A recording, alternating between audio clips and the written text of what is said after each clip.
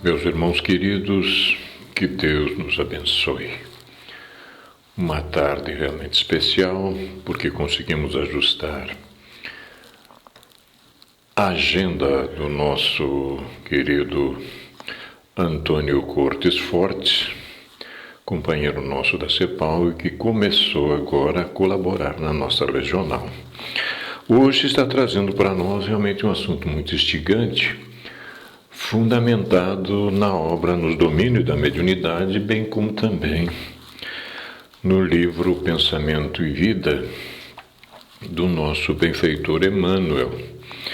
E para uma introdução, para que a gente possa realmente iniciar a nossa conversa da tarde, nós encontramos em outra obra também do benfeitor Emmanuel, Mediunidade e Sintonia, que na realidade consta aqui na capa que o livro foi o livro que o benfeitor indicou ao próprio médium Francisco Cândido Xavier.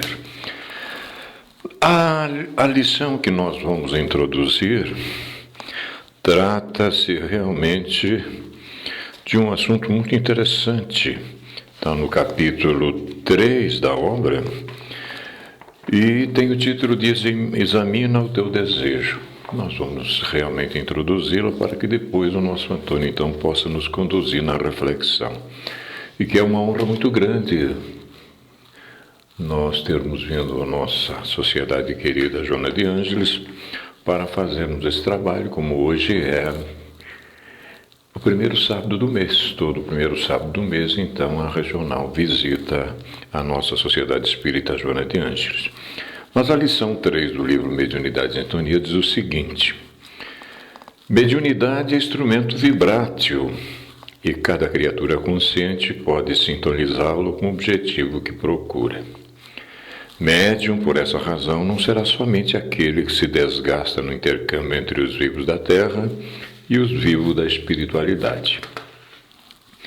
Cada pessoa é instrumento vivo dessa ou daquela realização, segundo o tipo de luta a que se subordina. Acharás o que busca, ensina o Evangelho, e podemos acrescentar: farás o que desejas.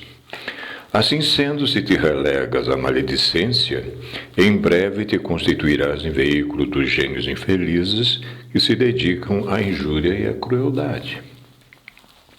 Se te detens na caça ao prazer dos sentidos, cedo te converterá no intérprete das inteligências magnetizadas pelos vícios de variada expressão. Se te confias à pretensa superioridade, sob a embriaguez dos valores intelectuais mal aplicados, em pouco tempo te farás canal de insensatez e loucura. Todavia, se te empenhas na boa vontade para com semelhantes, imperceptível terás o coração impelido pelos mensageiros do eterno bem ao serviço que possa desempenhar na construção da felicidade comum. Observa o próprio rumo para que não te surja um problema de companhia. Desce à animalidade e encontrarás a extensa multidão daqueles que te acompanham com propósitos escuros na retaguarda. Eleva-te no aperfeiçoamento próprio e caminharás de espíritos bafejado pelo concurso daqueles pioneiros da evolução que te precederam na jornada de luz, guiando-te às aspirações para as vitórias da alma. Examina os seus desejos e vigia os próprios pensamentos, porque onde situares o coração, aí a vida te aguardará com as asas do bem ou com as algemas do mal. Como nós estamos vendo, na realidade é muito interessante esse aspecto de sintonia. Tanto é que o próprio benfeitor, no prefácio, diz que sintonia é acordo mútuo. Mas para isso, a partir de agora, então, o Antônio vai nos esclarecer e ampliar essas questões que são de capital importância. E nós, mais uma vez honrados, vamos ouvi-lo. Uma boa tarde a todos. Bom, inicialmente agradecer a oportunidade de estar pela primeira vez nessa casa espírita. E inicialmente dizer a vocês que eu vim aqui hoje não fazer uma palestra, mas passar experiências do coração. Falar de coração para corações. Experiências desenvolvidas, adquiridas ao longo de leituras, reflexões e principalmente de vivências sobre o tema raios, ondas, médiuns e mentes. Bom, esse título intrigante, ele só poderia estar num prefácio de um livro muito conhecido na literatura espírita, que é o livro Nos Domínios da Mediunidade, e ele é o título do prefácio, que nós poderíamos fazer um seminário só sobre ele, só sobre o prefácio, só sobre o título. Raios, ondas, médiuns, mentes. Bom, nesse prefácio, Emmanuel desenvolve, após algumas reflexões em torno da constituição da matéria proposta pela ciência, ele vai desenvolvendo um retrospecto dos estudos científicos em torno da constituição da matéria, passando por alguns cientistas lá da época ainda de Demócrito, depois ele vai avançando até o século XX para nos falar sobre processos de sintonia mental. Só que certas experiências em torno deste tema, principalmente, somente podem ser melhor aproveitados, quando nós, observadores, mudamos de perspectiva. É preciso sair de uma posição original, de uma posição que não mais nos dará essas experiências que buscamos quando trabalhamos com esses temas referentes ao pensamento, às ondas, aos raios, médiuns e mentes. É preciso mudar. É preciso, portanto, então, que hoje vocês, junto comigo, aceitem um convite de simular uma desencarnação de alguns meses. Há algum tempo nós estamos já no plano, na pátria do Espírito, na verdadeira casa onde moramos. E o que eu gostaria de refletir com vocês são indagações como o que nós gostaríamos de ouvir sobre processo mental, sobre energia do pensamento, mas principalmente sobre o papel da mediunidade nesse processo associativo. E melhor, o que nós gostaríamos de ouvir sobre mediunidade cristã, mediunidade com o Mestre, mediunidade com Jesus. Porque sabendo nós, da Seara Espírita, que a partir da terceira revelação, que é a obra espírita, a revelação dos Espíritos, codificada por Allan Kardec, toda a faculdade, todo o exercício da faculdade mediúnica é com Jesus. O que significa dizer? É um exercício da faculdade a serviço do bem.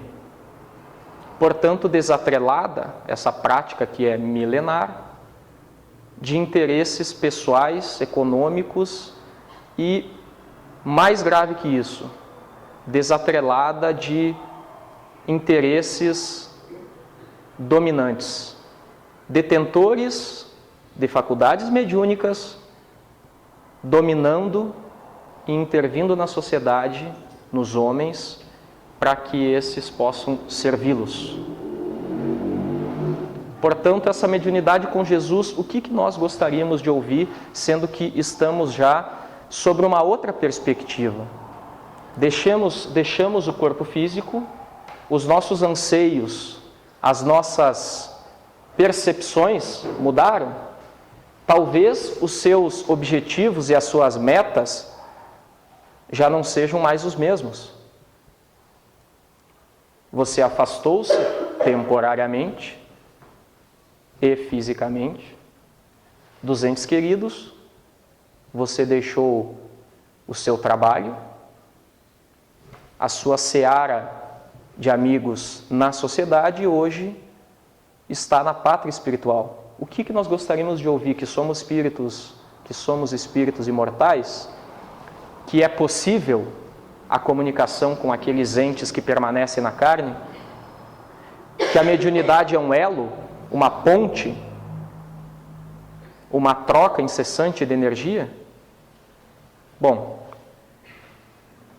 acredito que passado algum tempo nós começaríamos a perceber que ao desencarnar iremos verificar que o plano espiritual é também uma sociedade muito mais organizada e muito mais complexa que a nossa enquanto na carne.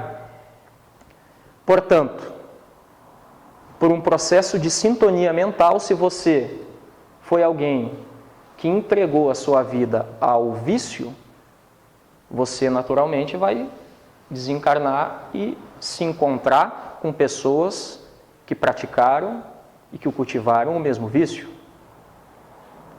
Se você pautou a sua vida, talvez na regra de causar prejuízo ao semelhante, ou na atividade criminosa, malévola, é improvável que haja uma recepção por entidades bondosas e sábias, porque não haverá processo de sintonia, não haverá afinidade.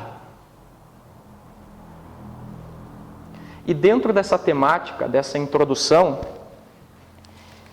eu gostaria de fazer a seguinte conclusão, que perceberíamos de imediato ao desencarnar, de uma forma mais clara, mais consciente, portanto, que todos estamos num processo de sintonia, que há um processo de sintonia mental, de afinidade fluídica. O termo aqui não nos importa. O que vale mais é a essência, é o pensamento. Mas há um processo de sintonia mental estabelecendo todas as coisas na Terra, ou melhor, no universo. E para isso, eu selecionei, dentro dessa temática, alguns recortes em torno do tema processo associativo, pensamento, mentes, e o que a mediunidade realmente tem a ver nisso tudo. Recortes esses retirados da obra Nos Domínios da Mediunidade, a qual o tema dessa nossa experiência da tarde é o título do prefácio desse livro, Nos Domínios da Mediunidade, e também recortei algumas outras experiências escritas dos benfeitores pela obra de Chico Xavier, do livro Pensamento e Vida. Pensamento e Vida, de um capítulo denominado Associação. Fenômeno da associação. Vamos começar? Trecho do prefácio do livro Nos Domínios da Mediunidade, Emmanuel vai nos dizer: todos somos instrumentos das forças com as quais estamos em sintonia. Todos somos médiuns dentro do campo mental que nos é próprio. Cada criatura com os sentimentos que lhe caracterizam a vida íntima, emite raios específicos e vive na onda espiritual com que se identifica. Semelhantes verdades, e aqui é interessante esse início do trecho, que é como se ele dissesse: o que eu estou falando aqui é verdade, portanto prestem atenção. Semelhantes verdades não permanecerão semiocultas no sentido, não vai ficar restrito a uma parcela de detentores desses esclarecimentos. Semelhantes verdades não permanecerão semiocultas em nossos santuários de fé. Irradiar-se-ão dos templos da ciência como equações matemáticas. O que Emmanuel está querendo nos dizer aqui é que chegará um tempo em que o nosso estágio evolutivo irá avançar a ponto de nós entendermos que nós vibramos realmente numa frequência por meio de nossas ondas de pensamentos que recebemos e emitimos num processo reflexivo. E isso se estabelecerá e será tão claro para nós como equações matemáticas, como uma fórmula já apresentada por um cientista. Portanto, nós poderíamos até dizer que o fulano vibra numa estação tal, 77,6, outro 96,4, aquele está em 65,13, aí você pode perguntar para ele, então quer dizer que você anda bastante angustiado? Um pouco. São verdades, esclarecimentos que irão ser estabelecidas como equações matemáticas. Cada médium com a sua mente, cada mente com os seus raios, personalizando observações e interpretações. E conforme os raios que arremessamos, erguer-se-nos-á o domicílio espiritual. Domicílio espiritual. Hoje nós perguntamos, onde você mora? Rua 7 de Setembro, Rua Jacarezinho, Avenida Rua dos Papagaios. Daqui a um tempo nós perguntamos, em que estação você vibra? Qual frequência que você já está operando? Erguer-se-nos-á o domicílio espiritual, na onda de pensamentos a que nossas almas se afeiçoam. Então vejam que o domicílio espiritual está ligado a um processo de sintonia, por óbvio, também. Nisso, nós podemos também lembrar a frase que Jesus, a cada um conforme as suas obras. A cada um conforme as suas obras. E o que são essas obras? Se tudo começa no pensamento, nós começamos e passamos a desconfiar que é aquilo que eu construo dentro. As obras são do coração. E nos adverte ainda dentro desta temática em específico, o benfeitor Emmanuel ainda vai nos dizer, salvo engano é no livro Vinha de Luz, que a abelha se alimenta do mel, mas o abutre se alimenta de cadáver. Uma bela metáfora, né? Se utilizando de instrumentos da própria natureza. Porque tem pessoas que convivem conosco, que têm uma mente e um pensamento tão negativo, emite raios específicos, tão negativos que passar perto dessas pessoas é possível nos dar náuseas.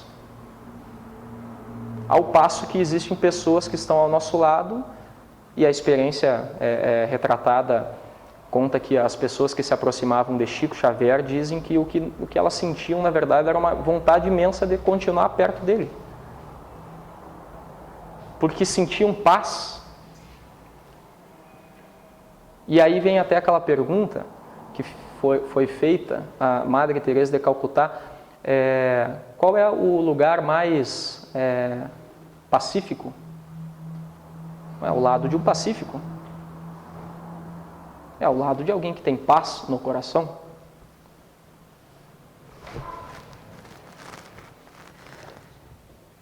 Bom, esses são os trechos que eu retirei da obra, do prefácio da obra no livro Nos Domínios da Mediunidade, prefaciada por Emmanuel, mas desenvolvida por André Luiz. Vamos passar agora por uma outra obra, psicografia também de Chico Xavier, no capítulo 8 do livro Pensamento e Vida, denominado Associação. E essa é uma obra escrita pelo próprio benfeitor, pelo próprio gestor, gerente mediúnico de Francisco Cândido Xavier, aquele que realmente coordenou o mediunato desse grande benfeitor. E chamado Associação, o benfeitor desenvolve: se o homem pudesse contemplar com os próprios olhos as correntes de pensamento, reconheceria de pronto que todos vivemos em regime de comunhão, segundo os princípios de afinidade. A associação mora em todas as coisas, preside a todos os acontecimentos e comanda a existência de todos os seres. Bom, aqui nós poderíamos finalizar. Se fosse uma palestra, nós poderíamos finalizar aqui. Pronto. Eu recorto aqui, entrego uma cópia para cada um, leve para casa, estude, reflita, não precisa. Mas como eu estou passando para vocês experiências do coração, eu gostaria de passar em verdade algumas reflexões em torno desta grande obra, deste pequeno, aparentemente pequeno livro, Pensamento e Vida.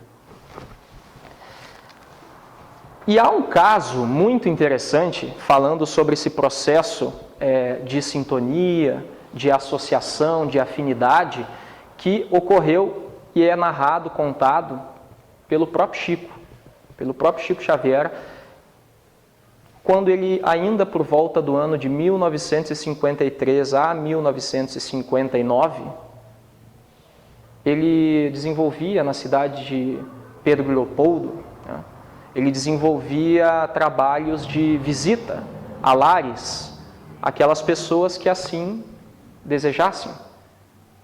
Era um trabalho, portanto, desenvolvido com muito carinho, e numa das casas que ele percorria com os seus companheiros de divulgação, havia uma casa frequentada nos sábados. Todos os sábados havia essa casa de uma pessoa chamada Valéria.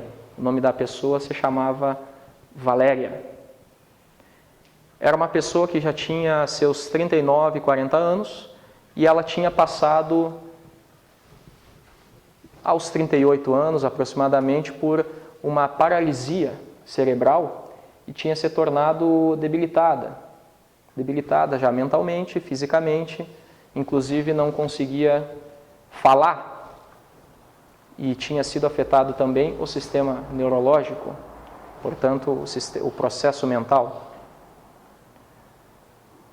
E ele frequentava com muito carinho essa casa porque ele tinha uma gratidão e, ao mesmo tempo, uma afeição muito grande pela Valéria, porque era uma pessoa que realmente sentia-se bem nas suas visitas naquele evangelho. Só que toda vez que ele ia nessa casa, como a Valéria não falava, toda vez que ele ia lá, o Chico Xavier dizia no término da prece: Valéria, fala Jesus, fala Deus. E ela, nas tentativas, tentava, mexia, gesticulava, mas não saía o verbo, não saía a palavra, não saía nenhum grunhido. E ele voltava nos próximos sábados e era sempre aquele processo. Fala Jesus, fala Jesus. Jesus curou tantas pessoas, ainda cura tantas pessoas. Fala o nome de Jesus. E num desses sábados, após Chico Xavier insistir, ela, num processo de muita força do Espírito, ele diz: fala Jesus. E ela diz: Jesuso. Saiu um pouco um grunhido, mas saiu a palavra Jesuso. Um pouco desajeitado, mas era o que ela poderia no momento, conseguia. E ele chamou a irmã dela, que era a que cuidava da Valéria, foi um pranto de choro na casa, de emoção, porque foi a primeira palavra que ela pronunciara desde que havia sofrido esse choque neurológico, vamos colocar assim. Bom, passou o próximo sábado, ele pensou, voltou na casa, agora a Valéria vai falar uma frase. Chegou lá e ficou sabendo pela própria irmã que a Valéria havia desencarnado.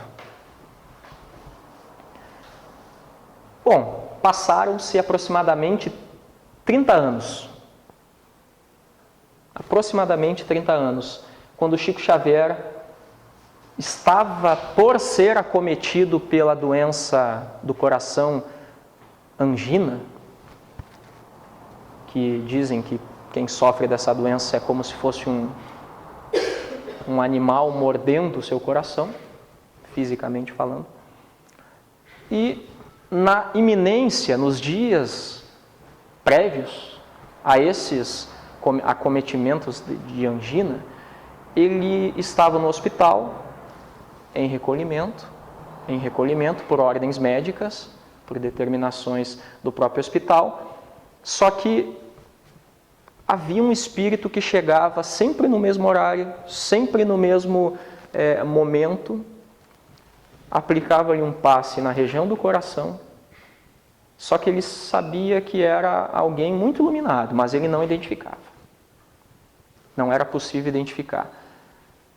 Ele sofreu o processo de angina, teve alguns problemas graves envolvendo a questão cardíaca.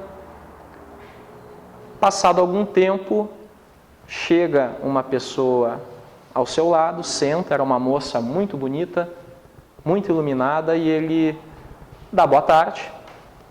E ela diz: "Você não está lembrando de mim?" E ele diz assim para ela: "Olha, eu conheço tanta gente, visito tantas casas há tanto tempo, e eu estou debilitado, não estou lembrando da senhorita, não estou lembrando."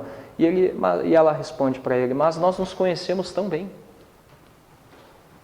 nós somos tão amigos." E ele: "Diga seu nome, mas diga também o sobrenome, porque se for um nome muito comum, como Maria, Joana, pode ser que eu não consiga identificar. Diga seu nome." E ela diz assim para ele: "Eu não vou dizer o meu nome, eu vou dizer apenas uma palavra: Jesus." Esse é o fenômeno da intercessão. Intercessão. São almas afins, por um processo de sintonia, se auxiliando, cooperando. E o que na vida não é assim? Se não é por meios intercessórios?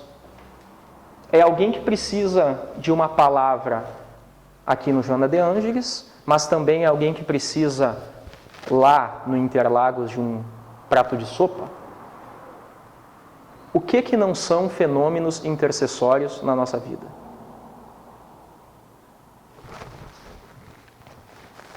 A alma, continua o benfeitor, entra em ressonância com as correntes mentais em que respiram as almas que se lhe assemelham. Assimilamos os pensamentos daqueles que pensam como pensamos.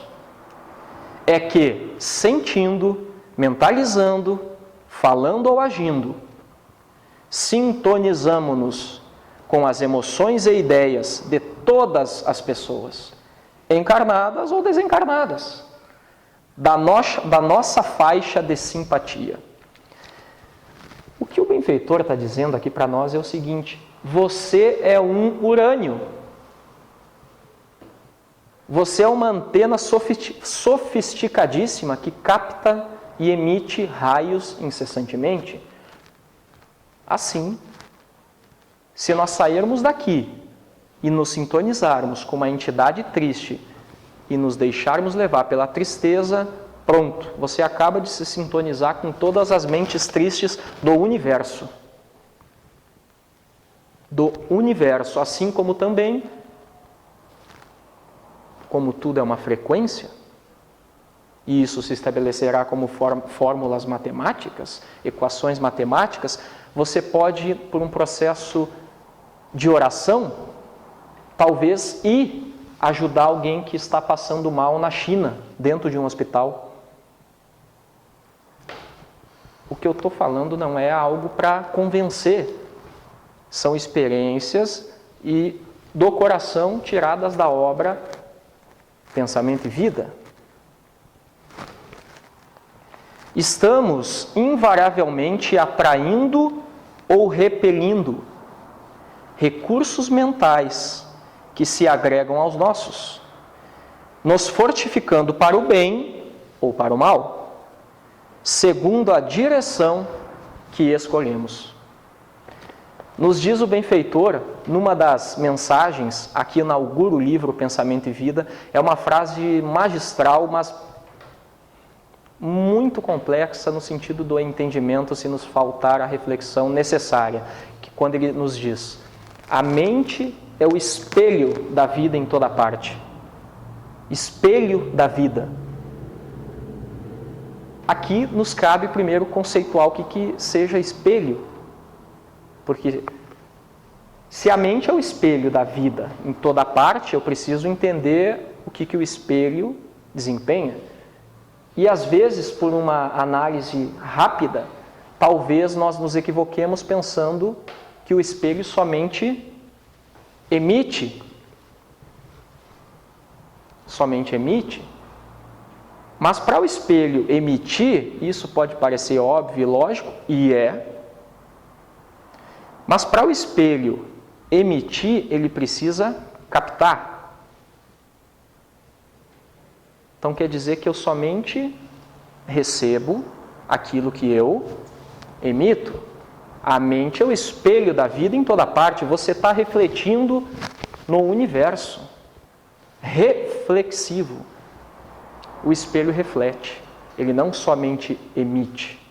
E o processo reflexivo é diferente somente do processo de emissão. Por quê? Porque ninguém emite algo que não esteja passando, captando. É um processo reflexivo. E isso significa troca,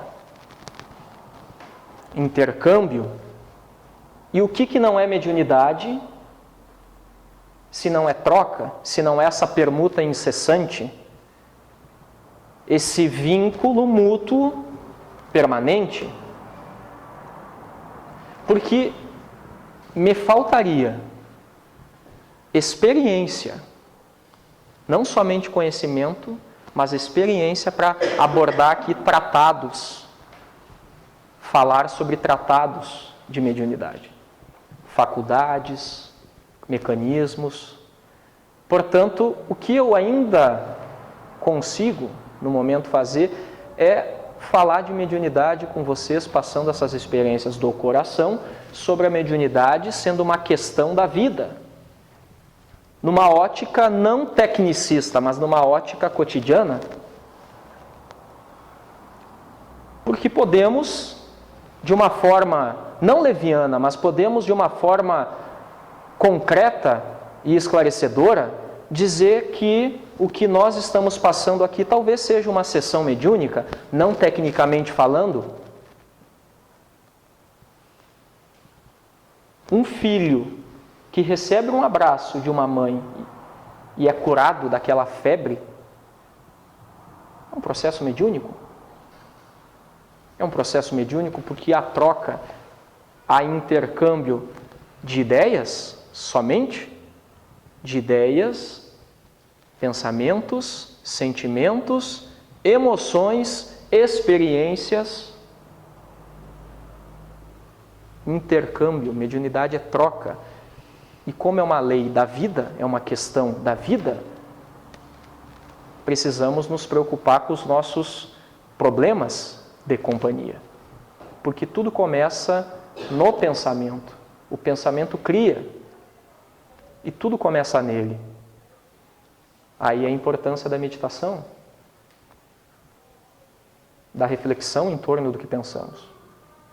Jesus já nos advertia pela vigilância e pela oração.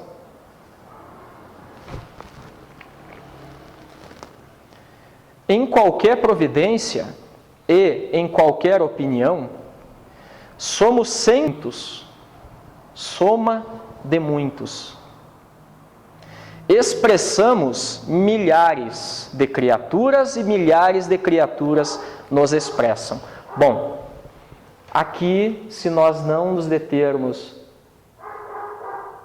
num aprofundamento do entendimento desta mensagem, nós poderíamos pensar que o benfeitor, que ele está contraditório, porque afinal nós não temos um universo fluídico, nós não temos uma alma específica, nós não somos um ser consciente individualizado. Então, como assim somos sempre a soma de muitos? Milhares de criaturas nos expressam e expressamos milhares de criaturas. Bom, analisando-nos como espíritos imortais, nessa ótica espiritualista, talvez você tenha encarnado por milênios na Índia, antecedido por alguns séculos de encarnação na Grécia. Inclusive, você pode ter vivido por diversas existências reencarnatórias na França. Portanto, há uma multidão dentro de nós. É isso que o benfeitor está nos falando. Há uma multidão dentro de nós. Entra um companheiro de casa espírita e eu falo: não conheço, mas já não gostei. Simpatias, antipatias. Por que isso? Como se dá isso? Processos mentais, associação, desassociação. Assim como há pessoas... Abrir um parênteses. Assim como há pessoas, abrindo um parênteses, quando Jesus fala a Pedro: Pedro, os afetos da alma são laços misteriosos que nos conduzem a Deus. Os afetos da alma são laços misteriosos que nos conduzem a Deus. Jesus estava falando para nós de uma forma simbólica, por meio de uma expressão mais do coração, mas ele estava falando de raios, de ondas, de médiuns, de mentes. Porque quem de nós não conhece o poder do amor na seara familiar? Ou próximo, em famílias próximas. Pessoas que levaram, talvez vamos imaginar uma pessoa que pautou sua vida numa angústia, numa tristeza, num vazio, aí de repente vem um neto. E esse neto muda completamente a aura daquela pessoa. Os afetos da alma são laços misteriosos. Misteriosos, porque há 2000 anos não entendíamos, não havia ainda os estudos sobre eletromagnetismo de Maxwell. Então é misteriosos, laços misteriosos que nos conduzem a Deus, ao bem, ao belo, ao amor. Quando nos detemos, prossegue o benfeitor, quando nos detemos nos defeitos e faltas dos outros, o espelho, olha o espelho da vida aqui de novo, o espelho de nossa mente os reflete de imediato, como que absorvendo as imagens deprimentes de que se constituem, pondo-se nossa imaginação a digerir essa espécie de alimento que mais tarde se incorpora aos tecidos sutis de nossa alma. Vamos traduzir, vamos dissecar o que o benfeitor está dizendo por meio de uma história, que aqui ele fala: nos detemos nos defeitos, faltas dos outros, e o espelho de nossa mente reflete, os identifica. Nós nos identificamos por meio dessas relações interpessoais.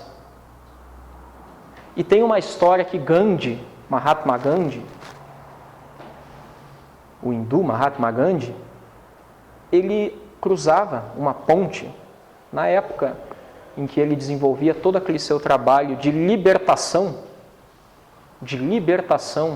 da Índia das mãos poderosas dos ingleses.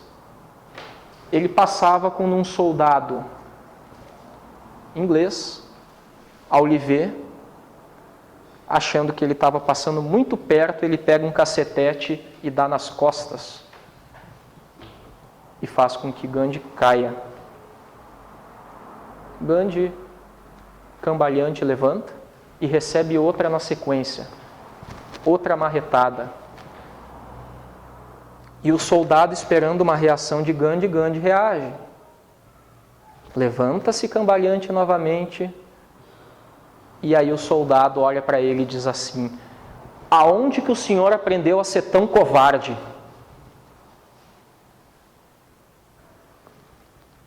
Como que pode existir alguém tão covarde?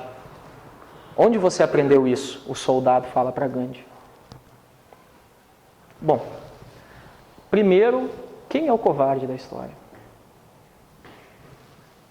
O soldado, e aí isso Joana de Ângeles, a benfeitora, trata nas suas obras repetidamente,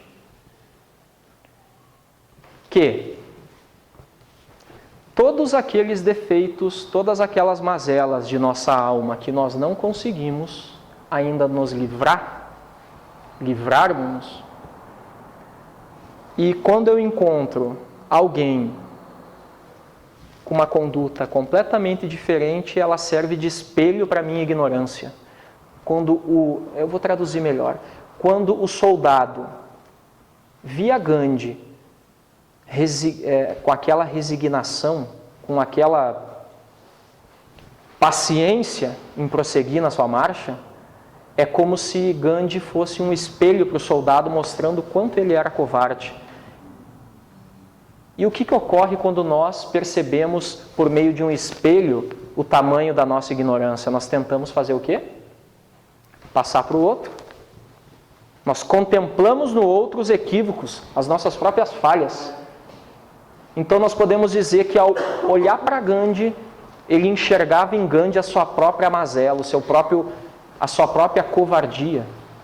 Aquela resignação do Mahatma era mostrando para ele o quanto ele estava sendo hostil.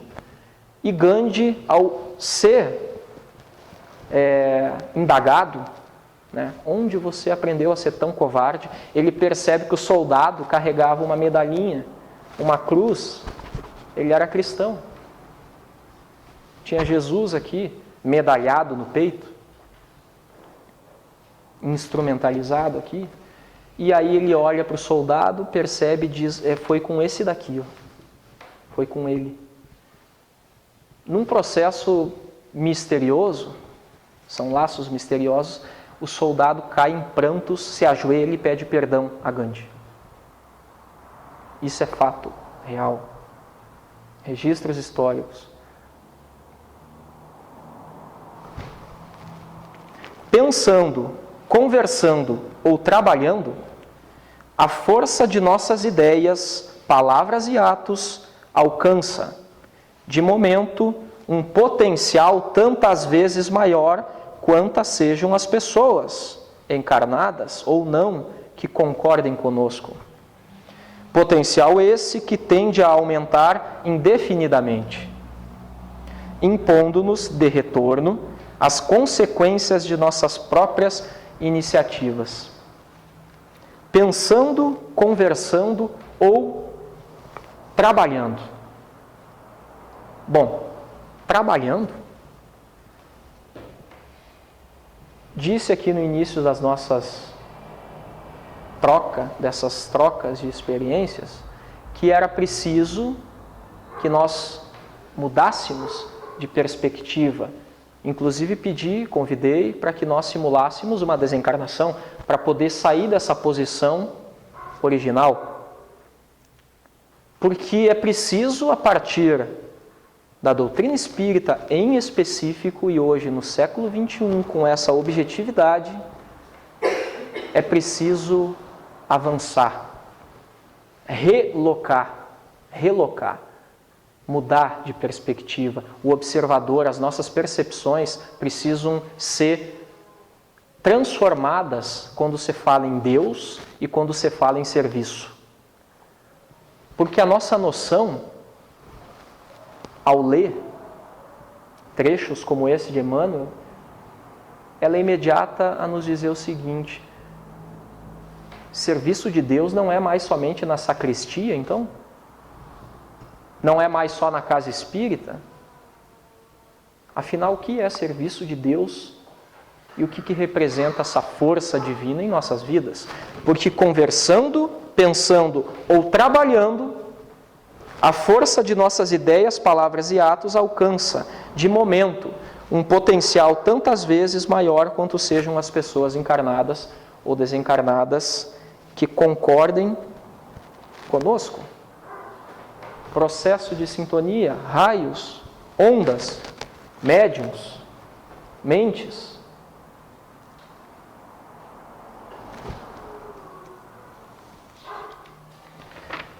E isso nós podemos, inclusive, constatar e alegar que aquele padeiro que acorda às 5 horas da manhã para fazer o pão, para alimentar uma sociedade, uma comunidade, ele está, sim, a serviço de Deus.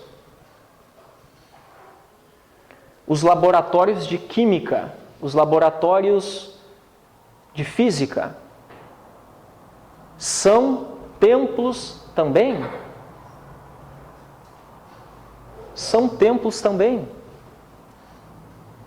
A partir do século XX, em especial, com essa dissecação por Emmanuel e por uma série de benfeitores, Joana de Ângeles, em torno da obra espiritista cristã, todo o mundo virou um palco de Deus.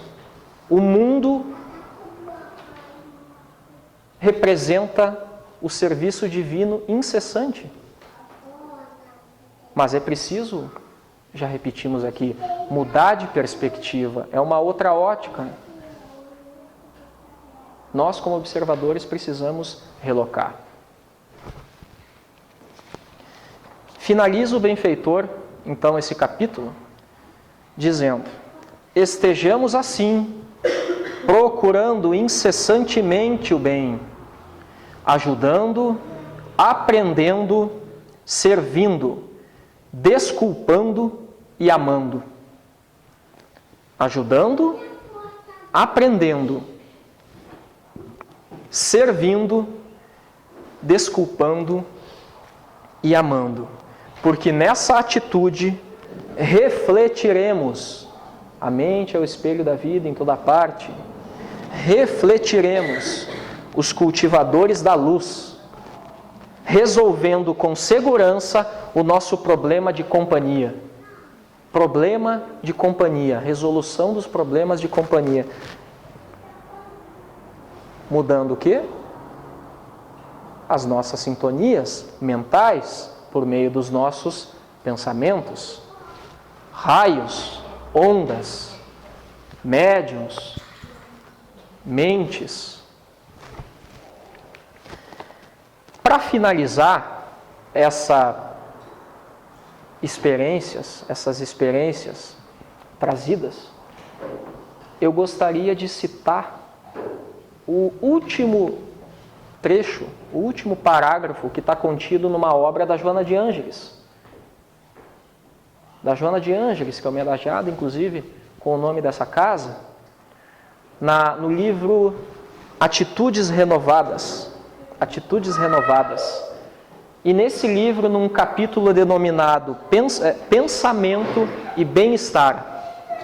Pensamento e Bem-Estar, a benfeitora finaliza esse capítulo fazendo uma analogia, nos induzindo a uma analogia quanto ao controle dos nossos pensamentos. Nos diz a benfeitora que quando, nesse atual estágio que nos encontramos, em que vibramos e que pensamos, quando conseguirmos obter o controle dos nossos pensamentos, será como a segunda descoberta do fogo na Terra. Fique 10 segundos, faça essa experiência, fique 10 segundos tentando não pensar nada.